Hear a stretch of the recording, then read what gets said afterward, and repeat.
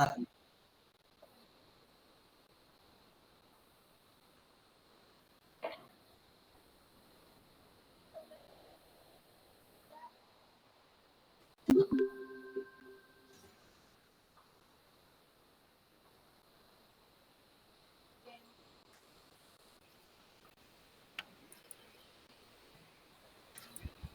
Baik, terima kasih Bapak Moderator, Bapak Febri Darman Rajamudo atas kesempatannya. Baik Bapak Ibu, selamat pagi. Assalamualaikum warahmatullahi wabarakatuh. Waalaikumsalam warahmatullahi wabarakatuh. Puji syukur kehadirat Allah Subhanahu wa taala. Salawat dan salam buat Rasulullah sallallahu alaihi wasallam. Mudah-mudahan dengan bersalawat kita senantiasa mendapatkan syafaat nantinya. Yang terhormat Bapak Kepala SMP Kota Baru, bertindak langsung juga sebagai supervisor utama. Kemudian Bapak Siswanto SPDI sebagai supervise yang disupervisi hari ini. Bapak Siswanto SPD adalah guru prakarya. Untuk penampilan kali ini adalah membahas tentang materi prakarya. Oke, Pak Sis, sudah selesai, bisa dimulai Pak Sis? Oke. Ya, baik, kepada Pak Siswanto, waktu kita persilakan selama kurang lebih 20 menit untuk supervisi kali ini. Silakan. Assalamualaikum warahmatullahi wabarakatuh. Waalaikumsalam warahmatullahi wabarakatuh. Sebelum kita memulai pembelajaran, mari kita berdoa terlebih dahulu. Ketua kelas silakan disiapkan.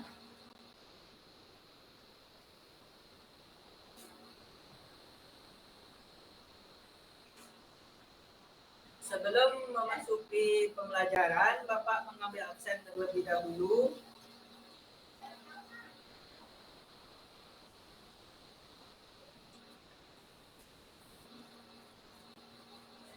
Baik, coba dengarkan namanya, nanti tidak terdengar. Apria Nurlis, salat subuh tadi. Ya. Akma Rasid, salat subuh. Bayang Langit, salat subuh tadi. Danu Enda Setiawan, salat subuh tadi.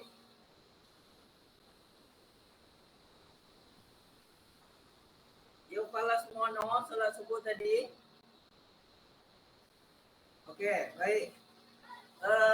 Kita hadir semua ya hari ini.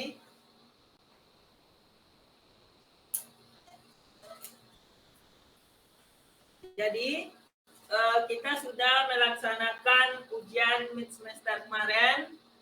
Sebelum itu kita membahas tentang materi budidaya tanaman sayur. Jadi hasil mid kemarin, alhamdulillah kelas kita penilaiannya cukup memuaskan. Namun ada beberapa yang masih di bawah KKM. Jadi setelah ujian mid kita masuk pada bab baru, yaitu tentang pengolahan bahan pangan buah segar dan hasil samping buah menjadi makanan dan minuman. Itu pada bab 4, buka bukunya halaman 75. Di buku LKS halaman 75 itu pengolahan bahan pangan buah segar. Pengolahan bahan pangan buah segar menjadi minuman dan makanan. Jadi sebelum kita lanjut ke bab ini, itu kita tengok dulu apa tujuan pembelajaran kita tentang bab 4 ini. Ya, kita tengok dulu tujuan pembelajaran kita kita ya. Yang pertama kita mesti memahami pengertian. Pengertian buah segar. Pengertian buah segar.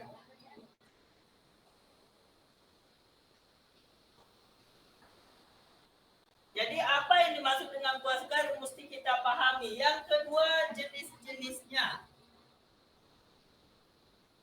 Jenis buah segar.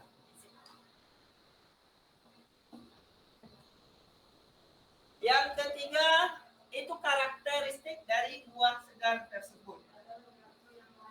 Karakteristik.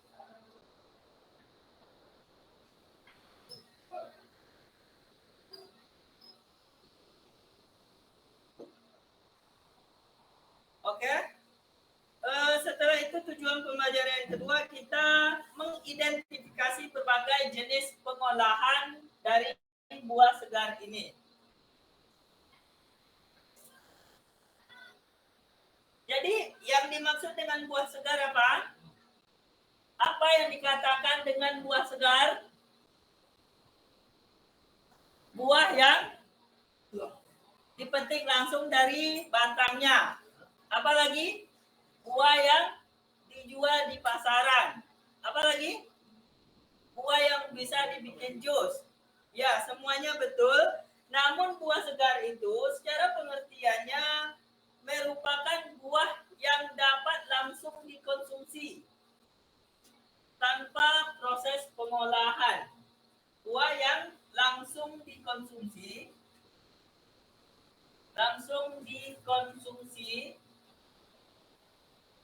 tanpa pengolahan, tanpa proses pengolahan.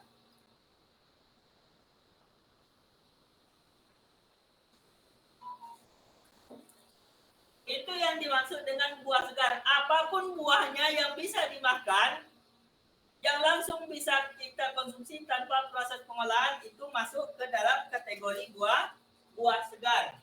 Yang kedua, jenis dan karakteristik dari buah segar tersebut. Ya, kita tengok dari karakteristik dari buah segar itu. Yang pertama, poin yang pertama itu berdasarkan musimnya. Jadi buah itu adanya berdasarkan musimnya. Berdasarkan musim.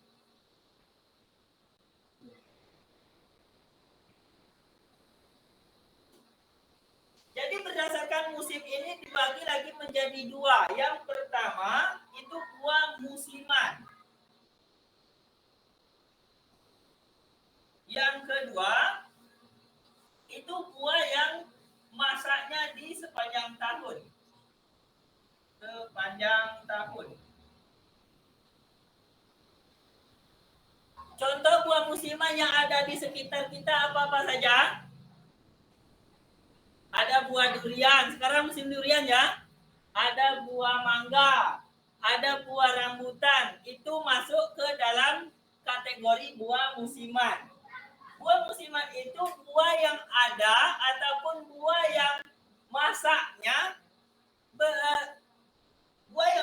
dengan pada musim-musim tertentu.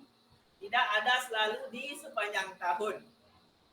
Contohnya buah durian tadi, buah mangga misalkan, buah lengkeng, buah duku, buah manggis.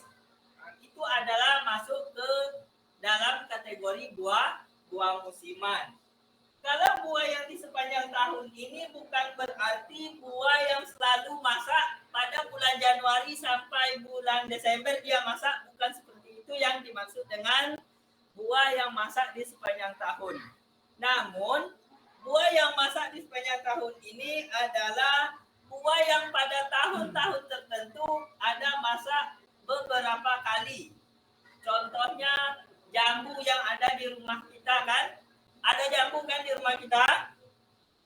Ya, jambu itu masuk ke dalam kategori buah yang masak di sepanjang tahun. Karena di dalam satu tahun itu ada dia proses pemasakannya atau pematangannya ada 3 kali ataupun 4 kali. Yang kedua, belimbing, nenas. Belimbing, nenas itu masuk ke dalam kategori buah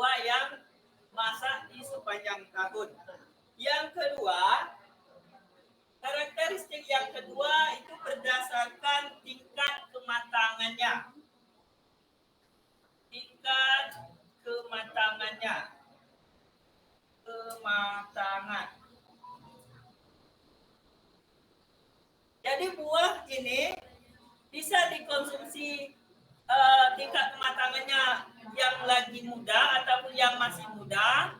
Ada buah itu yang bisa dikonsumsi sudah tua, dan ada juga buah itu yang bisa kita konsumsi sudah masak. Apa saja contoh buah yang bisa kita konsumsi yang masih muda? Ayo. Buah untuk bikin rujak buah apa? Ada buah mangga muda, itu bisa itu. Ada buah apa lagi? Ada buah nanas, ada buah kedondong. Ya, itu masuk ke dalam kategori buah yang kita konsumsi yang masih muda. Adapun yang kedua, yang bisa kita konsumsi tingkat kematangannya buah yang sudah tua. Contohnya apa? Buah apa contohnya? Ayo, buah kelapa. Ya, buah kelapa itu bisa kita konsumsi sudah saat masih muda dan juga bisa kita konsumsi di waktu tua. Contohnya buah kelapa itu sebagai santan. Pernah membeli es buah? Ya, dalam es buah itu kuahnya itu ada campuran ataupun kombinasi dari santan, susu, dan es batu. Supaya apa? Supaya es buah yang dibuat itu bisa menghasilkan rasa yang nikmat. Yang ketiga, buah yang sudah masak. Tingkat kematangannya yang ketiga itu buah yang sudah masak. Buah yang sudah masak ini contohnya seperti buah mangga. Buah mangga itu yang sudah masaknya bisa kita konsumsi karena aromanya manis. Daging dari buah tersebut sudah kenyal. Itu berdasarkan tingkat dari kematangan buah yang untuk kita olah.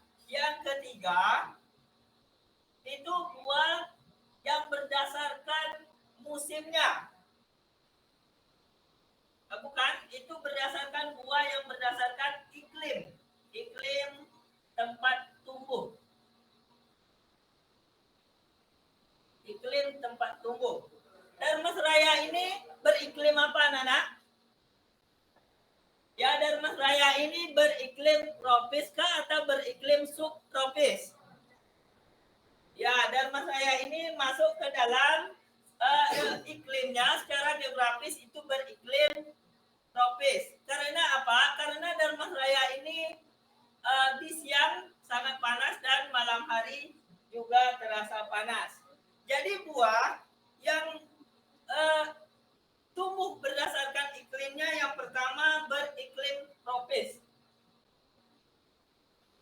Jadi buah yang bisa tumbuh pada iklim tropis ini derajat tingkat suhunya itu mencapai maksimal 18 derajat Celcius. Contoh buah yang tumbuh pada iklim tropis ini seperti buah durian, buah mangga, buah pisang, buah nanas, dan buah pepaya. Itu yang bisa tumbuh di iklim tropis. Dan masih banyak buah yang ada di sekitar kita ataupun di rumah kita yang bisa tumbuh. Apa-apa saja contoh yang ada di sekitar kita buah yang beriklim tropis itu? Ya, duku, apalagi? Manggis, apalagi yang ada di sekitar kita? Rambutan. Ya, stroberi bisakah tumbuh di daerah kita? Tidak. Stroberi itu tumbuhnya itu yang beriklim pada suhu yang beriklim subtropis. Kalau beriklim tropis tadi itu 18 derajat Celcius. Sedangkan di beriklim subtropis itu 22 derajat Celcius. Contohnya buah markisa. Ada buah markisa tumbuh di daerah kita yang menghasilkan nilai ekonomi? Tidak. Di Sumatera Barat ini yang bisa tumbuh yang bercuaca dingin itu di Solo, Alahan Panjang, di Padang Panjang itu bisa menghasilkan buah stroberi tadi, buah markisa. Contoh buah yang bisa dihidup di daerah yang beriklim subtropis ini seperti buah apel, buah anggur. Di dalam saya ini ada kebun apel? Tidak ada. Jadi buah yang bisa hidup di beriklim tropis itu tidak semua buah yang ada di daerah kita. Ya, yang keempat ataupun yang kedua, karakteristiknya itu berdasarkan proses pematangannya. Proses pematangan. Dalam proses pematangan ini terbagi lagi menjadi dua. Yang pertama itu klimaterik. Klimaterik atau auto stimulation. Yang kedua itu non klimaterik. Non klimaterik. Yang dimaksud dengan klimaterik apa? Apa yang dimaksud dengan klimaterik? Hah? Jadi yang dimaksud dengan klimaterik itu bahasa kota barunya buah yang bisa diprogram. Ya, buah yang bisa diprogram itu masuk ke dalam buah digolongkan kepada buah klimaterik atau bahasa kampung saya itu auto stimulation. Ya, buah yang masuk ke dalam kategori klimaterik ini contohnya buah mangga, pisang, apa lagi? Pisang, alpukat, ya bagus. Apa lagi? Yang ada di sekitar kita. Ayo, apa lagi? Yang bisa diklimaterikan, buah yang bisa diprogram. Apa saja? Mangga, pisang, alpukat, sao. Tahu sao? Bahasa kitanya sanilo. Ya. Itu yang bisa diprogram atau proses kematangannya dengan auto stimulation. Yang kedua, itu buah non klimaterik. Buah yang tak bisa diprogram. Ya. Contohnya buah duku. Kalau diprogram buah duku itu dari kuning menjadi warna coklat. Itu karakteristik dan pengertian dari buah segar tadi.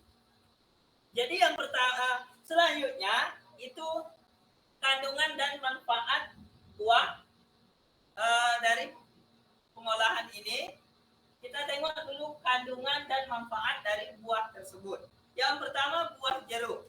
Buah jeruk itu mengandung vitamin C, vitamin B1, dan manfaatnya untuk mencegah penyakit jantung, penyakit stroke, dan lain sebagainya. Yang kedua, buah melon. Buah melon ini mengandung vitamin A, vitamin C, dan karbohidrat. Dan manfaatnya mencegah penyakit diabetes. Jadi, kalau ada tetangga kita yang mengalami ataupun menderita penyakit diabetes, itu lebih disarankan mengkonsumsi buah melon. Ya, sampai di sini ada yang ditanyakan anak-anak? Pada pertemuan berikutnya kita akan mengambil nilai masa-masa. Ya, jadi kita sekarang teori dari pengolahan itu. Pertemuan berikutnya kita langsung praktek dengan materi yang sudah kita ajarkan. Jadi dalam pengambilan nilai prakteknya besok Bapak membagi menjadi 3 kelompok. Kita ada berapa orang semuanya? 5 15 orang, berarti dari 15 itu terbagi menjadi 3 kelompok, ya. Yang pertama, kelompok A itu pengolahan buah menjadi makanan. Contohnya seperti bikin salad buah, es buah, ya. Itu kelompok pertama. Kelompok kedua itu membuat minuman dari buah yang buah klimaterik. Itu kelompok kedua. Dan kelompok ketiga itu membuat minuman dari buah yang kelompoknya non klimaterik. Ya, untuk pertemuan minggu depan langsung disiapkan, kita langsung mengambil nilai. Jadi kesimpulan dari materi kita hari ini, yang pertama kita sudah memahami ataupun mengetahui tentang apa yang dimaksud dengan buah segar. Apa yang dimaksud dengan buah segar tadi? Buah yang baru dipetik langsung bisa dikonsumsi tanpa proses pengolahan. Itu pengertiannya. Dan yang kedua, karakteristik dari buah-buahan itu. Apa yang pertama tadi? Buah yang masak berdasarkan musimnya. Ada buah musiman, ada buah yang masak sepanjang tahun. Yang kedua, buah yang diambil dari tingkat kematangannya. Ada berapa pembagiannya? Ada di 3. Yang pertama, buah yang masih muda. Yang kedua, buah yang sudah tua. Dan yang ketiga, buah yang sudah masak.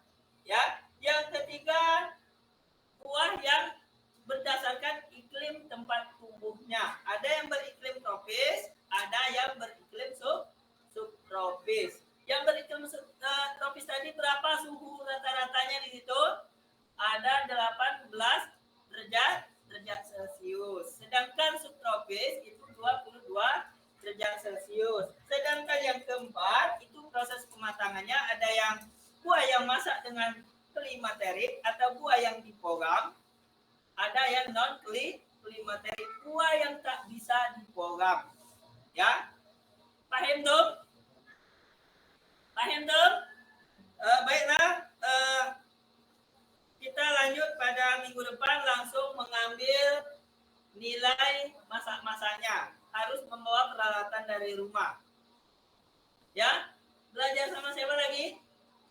Oh, belajar sama seni ya, sama Ibu Reza. Mungkin cukup di sini pertemuan kita. Mari sama-sama kita akhiri dengan membacakan hamdalah.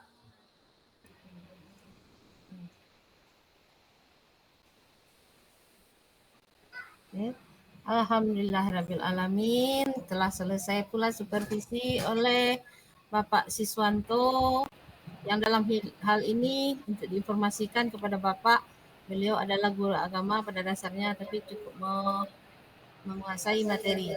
Nah, untuk itu kepada Bapak dipersilakan untuk memberikan masukan untuk lebih baik ke depannya. Silakan, Kak. Oke, terima kasih, Bu. Oke, Pak Sis, selamat pagi. Minum dulu, Pak Sis. Grogi, Bu. Tidak ada minumannya, Pak. Padahal materi. Wah, harus minum dulu, nggak mungkin loh. Aduh. Oke, Pak Siswanto, terima kasih atas kerjasamanya untuk SMP ini. Saya menyadari karena ini bukan tupoksi mata pelajaran yang diampu, tapi saya yakin seorang Siswanto sudah memberikan yang terbaik dalam proses pembelajaran, baik dalam kelas ataupun lewat simulasi saat ini. Secara umum, terlepas dari mata pelajaran yang diampu atau tidak, yang jelas kita dapat memahami penguasaan materinya cukup bagus, tidak ada masalah, runtun pembelajarannya sampai penutup, menciptakan suasana pembelajaran yang kondusif, tercermin dari gaya bicara, dari mengekspor siswa sampai penutup, sampai berdoa, kegiatan religinya nampak karena Pak Ustadz ya Pak ya. Oke, enggak masalah Pak. Luar biasa sekali. Cuman kalau saya boleh memberi masukan, saya akan beri masukan terhadap penggunaan digitalisasi karena pembelajaran abad sekarang kurikulum kita akan berubah menjadi profil Pancasila. Maka penggunaan ICT harusnya dalam mengeksplor anak, apresi Bapak menampilkan gambar buah-buah saja. Kemudian ini buah apa, kalau busuk bagaimana, kalau pengolahannya seperti apa, anak akan mengeksplor sendiri, bisa merangkum sendiri, meresume, kemudian kita praktek, begitu saja rasanya cukup untuk kegiatan prakarya. Jadi ekspornya kurang nampak bagus, karena tidak ada, kalau kecuali Bapak bawa buah, ini buah apa, diolah jadi seperti apa, lain apa. Oke, secara umum luar biasa, terima kasih Pak Siswanto. Mohon maaf jika masukan ini dianggap kritikan atau apapun. Wah, ada tadi itu kan ada gambar-gambar. Kenapa nggak ditampilkan Pak Sis? Karena grogi mungkin ya. Karena Nggak apa-apa. Pak. Wah, ya apalagi kalau dalam PowerPoint luar biasa ada tapi tidak disampaikan dan nama tadi. Terima kasih Pak Sis. Saya yakin seorang Siswanto, cuman cepat dapat jodoh ya Pak. Kita ini tidak beralih. Amin. Oke, terima kasih Pak Wis. Assalamualaikum warahmatullahi wabarakatuh. Waalaikumsalam warahmatullahi wabarakatuh. Betul, kita juga melihat ini di tayangan medianya ada tapi belum tertampilkan grogi mungkin Pak. Baik, untuk catatan-catatan nanti setelah supervisi berakhir kita akan adakan pertemuan dengan guru yang bersangkutan untuk memberikan saran, masukan dan hal lain yang dirasa perlu untuk perbaikan kita semua ke depan. Terima kasih dari saya sebagai supervisor. Kita kembalikan kepada Bapak Febri Darman Rajimudo. Dari saya banyak maaf, semangat dan salam sehat. Assalamualaikum warahmatullahi wabarakatuh. Waalaikumsalam.